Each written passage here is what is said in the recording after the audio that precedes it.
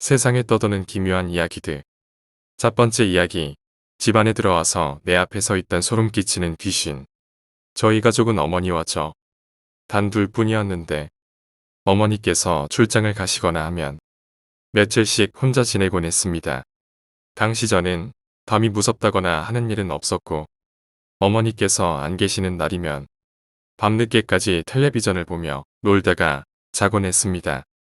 이상한 일을 겪은 것은 여름이 막 시작되던 무렵입니다. 저희 집은 연립주택이었는데 거실 창문이 동남쪽이고 그쪽 방향에 텔레비전이 놓여 있었습니다. 제 방은 텔레비전과 마주 보이는 곳이었고 방문은 후연 유리가 끼워진 미닫이 문이었습니다.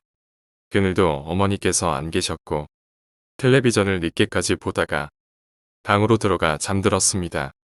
잠깐 누웠을까 싶은데 뭔가 소리가 들렸습니다. 침대에서 문 너머를 보니 희뿌연 유리 너머로 텔레비전이 켜져 있는 게 보였습니다. 분명 끄고 잤을 텐데 별 생각 없이 리모컨으로 다시 끄고 누웠습니다. 잠이 들려고 하는데 또 텔레비전이 켜졌습니다. 리모컨이나 텔레비전 둘 중 하나가 문제가 있나 싶어 어기적거리며 일어나 거실로 가서 아이의 전원을 뽑았습니다. 돌아서서 방으로 들어오는데 뒤통수가 좀 근질근질 하는 게 느낌이 좋지 않았습니다. 방문을 닫고 자리에 누웠는데 기분이 영 찜찜해 잠이 오지 않았습니다. 누워서 몇 분이나 지났으려니 거실에서 뭔가 소리가 들려왔습니다. 딸깍, 딸깍. 문의 유리로 내다보아도 거실 창문으로 들어오는 가로등 불빛만 보였습니다. 아무래도 이상해서 방문을 열었더니 텔레비전 앞에 뭔가 시커먼 것이 쭈그려 앉아 있었습니다.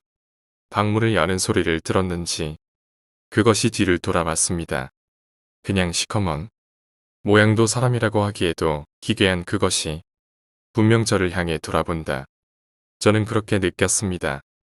창문 너머로 들어오는 희미한 가로등 불빛에 비친 그것은 귀신이라는 느낌마저 없이 마치 연기나 구름의 덩어리처럼 조금은 이상한 형태로 저를 지켜보다가 정신을 차린 제가 방에 불을 확 켜는 순간 안개가 흩어지는 듯이 순식간에 사라졌습니다.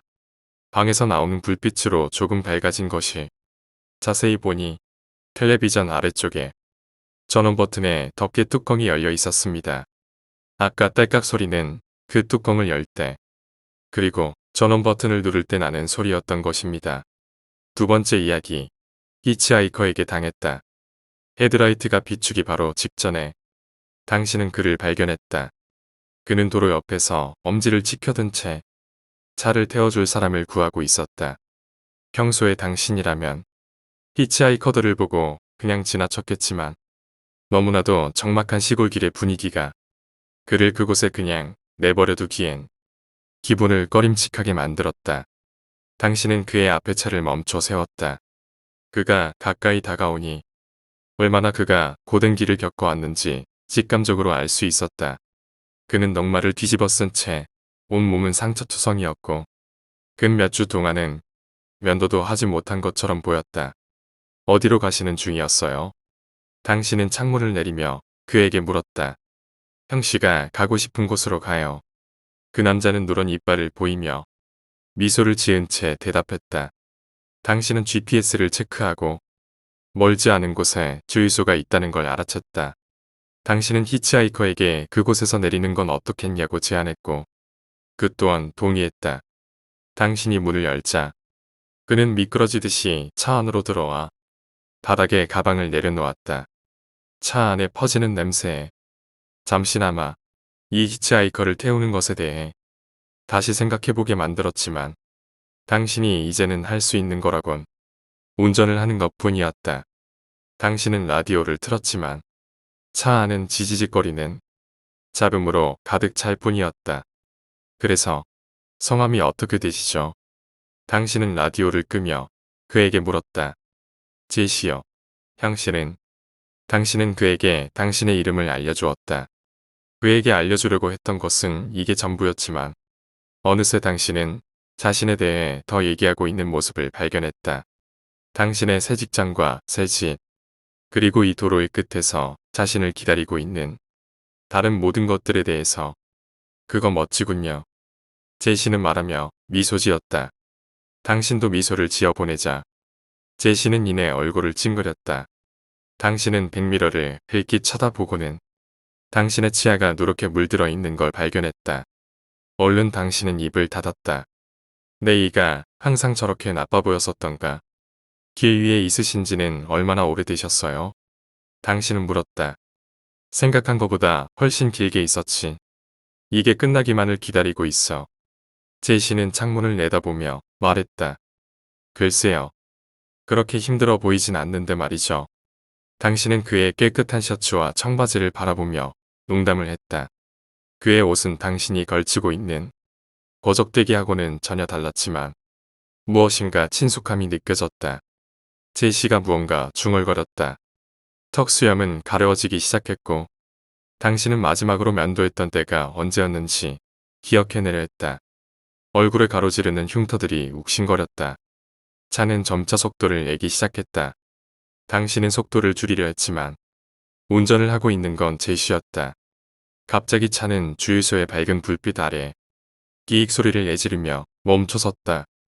자, 도착했네요. 제시가 말했다. 당신의 작은 단편이 무언가 잘못되었다며 비명을 내질렀다. 이건 당신의 차고 당신의 삶이라고.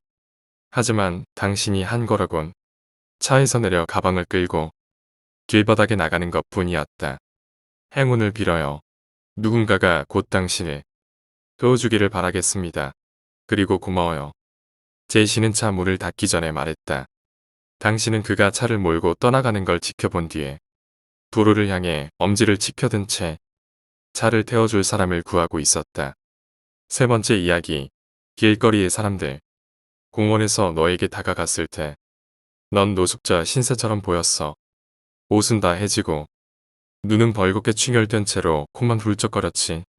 누군가에게 있어선 연휴 기간은 괴로울 수 있으니까. 내가 앉은 벤치 옆에 앉아 술 냄새가 코를 찔렀어. 이봐 친구, 어떻게 지내? 난 정중하게 물어봤어. 그닥. 넌 대답했어. 직장에서 잘렸어. 말이 된다고 생각해? 크리스마스 바로 코앞에서 잘렸다고. 여친은 내가 빨리 직장 안 찾으면 집에 쫓겨나게 생겼다면서 계속 쏘아 붙인다고. 그걸 내가 모를 거라고 생각하냐고. 친구들한테 죄다 연락해봐도 아무도 도와주지 않으려고 해. 내가 예전에 몇 번씩이나 부탁했다고. 있잖아, 가끔씩 말야. 내가 이 세상에 태어나지 않았더라면 모두 더 괜찮게 살았을까 생각이 드네. 너는 꽤나 놀랐던 것처럼 보였어. 마치 새파란 타인인 사람에게 이렇게 많은 이야기를 털어놔버린 자신을 믿지 못하는 것처럼 말야. 나는 내가 사람들에게 주는 이런 영향이 익숙하지만 난 알아. 그렇지 않다는 걸. 난 말했어. 들어봐. 아마 믿지 못하겠지만 난 사실 너 같은 사람들을 보살피는 천국에서 온 천사야. 아님 너가 태어나지 않았더라면 어땠을지 내가 보여줄까? 너가 얼마나 모두에게 있어서 필요한 사람인지 알게 될 거야. 난 내 주머니에서 작은 종을 만들어내곤 종을 울렸어. 갑자기 우린 거대한 저택 앞에 서 있었어. 우리 어디에 있는 거야? 네가 물었어. 내 여자친구가 있는 데로 데려왔어. 너 없이 얼마나 내 여자친구가 슬퍼하는지 보자고. 우린 창문을 들여다봤어. 집안은 인상적인 인테리어와 기싸 보이는 가구로 가득 차 있었어. 내 여자친구는 엄청나게 잘생긴 남자와 손을 꼭 붙잡은 채 저녁 식탁 앞에 앉아 있었고 그 남자의 말에 그녀는 웃으며 옆에 앉아있는 너무나도 예쁜 자신 아이들의 머리를 쓰다듬고 있었어. 그치만 너 없이 훨씬 더 괜찮아 보이잖아.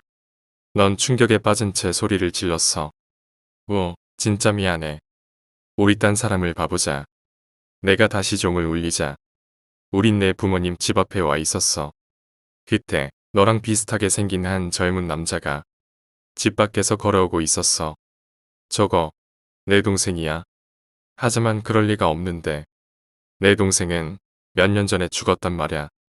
굳이 추측해보자면 너가 동생 근처에 있으면서 동생이 운전할 때 과속하도록 영향을 미치지 않아서 살아있는 걸 거야. 난 그때 내 표정을 봤어.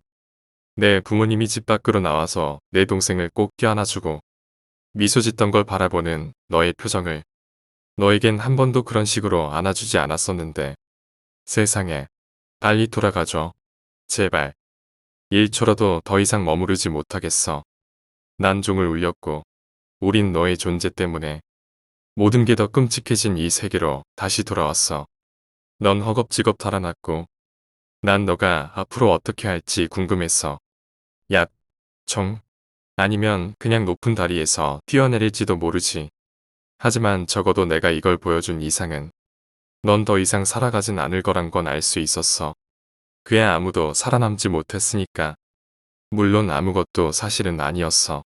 하지만 넌 그게 사실이라고 생각했잖아. 그거 하나면 충분하다고. 난 모자를 벗고 내 뿔에 바람 좀 씌워주면서 계속 걸어갔어. 연휴 기간에 잔뜩 우울해 있는 불쌍한 영혼들을 찾아다니면서 말야.